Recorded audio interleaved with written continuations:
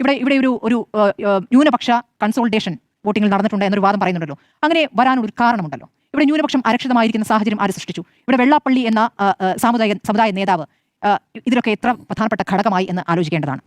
അപ്പോൾ ഇവിടെ ന്യൂനപക്ഷ അരക്ഷിതാവസ്ഥ സൃഷ്ടിക്കുന്നു. അപ്പുറത്ത് അത് മുതലെടുക്കാനുള്ള ശ്രമങ്ങൾ ഉറപ്പായിട്ടും ഉണ്ടാകുമെന്നുള്ളതാണ്. അപ്പോൾ ഭൂരിപക്ഷ വോട്ട് ലഭിക്കാൻ വേണ്ടി എടുത്ത സമീപനങ്ങൾ, ചില കാര്യങ്ങളൊക്കെ ബിജെപിക്കും CPM-നും ഒരേ സ്വരമാണോ എന്ന് സംശയിക്കുന്ന രീതിയിലുള്ള കാര്യങ്ങളുണ്ടായിട്ട് കാര്യം നമ്മളൊന്ന് ആലോചിക്കേണ്ടത് എന്താണെന്നറിയാമോ?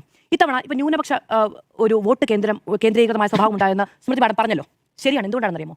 ഇത്തവണ വോട്ട് ചെയ്തില്ലെങ്കിൽ നിങ്ങൾ ഡി വോട്ടർ പട്ടികയിൽ പെടുമോ എന്നുള്ളൊരു ആശങ്ക വലിയ തോതിൽ മലബാർ മേഖലയിൽ ഉണ്ടായിട്ടുണ്ട്. യാഥാർത്ഥ്യമാണ്. അപ്പോൾ പ്രവാസി വോട്ടുകൾ മിസ്സായിട്ടുണ്ട്, ശരിയാണ്. പക്ഷേ ഇവിടെയുള്ള ന്യൂനപക്ഷ വോട്ടുകൾ ഒരുപക്ഷെ നഷ്ടപ്പെട്ടിട്ടുണ്ടാകില്ല. സാധാരണഗതിയിൽ വോട്ട് ചെയ്യാത്ത മനുഷ്യർ പോലും കുറച്ച് റിസ്ക് എടുത്തിട്ടാണെങ്കിലും ഇത്തവണ വോട്ട് രേഖപ്പെടുത്തിയിട്ടുണ്ടാകും ന്യൂനപക്ഷ വിഭാഗങ്ങളിൽ നിന്ന്. കാരണം SIR ഒരു വലിയ ആശങ്കയായിട്ട് അവരുടെ മുന്നിൽ നിൽക്കുന്നുണ്ട്. അവർക്ക് കഴിഞ്ഞ തവണ ഈ രേഖകൾ വെച്ച് വോട്ട് രേഖപ്പെടുത്തി എന്ന ഒരു രേഖ വേണ്ടതുണ്ട്. അത് അവരുടെ അരക്ഷിതാവസ്ഥയാണ്. ആ അരക്ഷിതാവസ്ഥ വോട്ടായി ഈ രാഷ്ട്രീയ സാഹചര്യത്തിൽ പ്രതിഫലിച്ചിട്ടുണ്ടാകാം. ഈ അരക്ഷിതാവസ്ഥ സൃഷ്ടിച്ചത് ആര് എന്ന് നേരത്തെ സ്മൃതി മാഡം ചോദിച്ചൊരു ക്വസ്റ്റ്യൻ ഉണ്ട്. ഇപ്പൊ നോക്കൂ, വെള്ളാപ്പള്ളി നടേശന്റെ പ്രസ്താവന, മുഖ്യമന്ത്രി ഹിന്ദുവിൽ കൊടുത്ത അഭിമുഖം, അതൊക്കെ വലിയ ചർച്ചയായ നാടാണ് ഇവിടെ. ഈ വെള്ളാപ്പള്ളി നടേശൻ എന്തൊക്കെ സർട്ടിഫിക്കറ്റാണ് ഇഷ്യൂ ചെയ്യുക സംസ്ഥാനത്ത്?